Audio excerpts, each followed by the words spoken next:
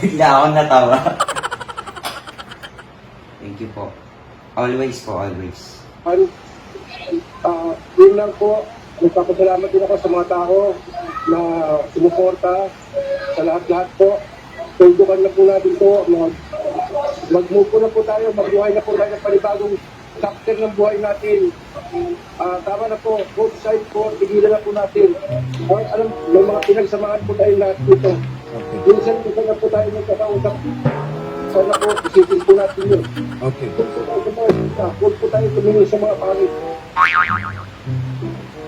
Sir Kate, ano pong gusto niyo mensahe sa lahat? Sir Kate, kayo naman po magbigay ng mensahe. Therapy. Masakit po yung tiyan ko eh. Ha? Masama ang tiyan niyo? Ha?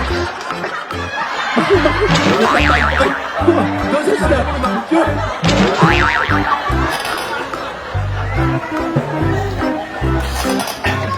Ano to? Seryoso? Therapy, wait lang.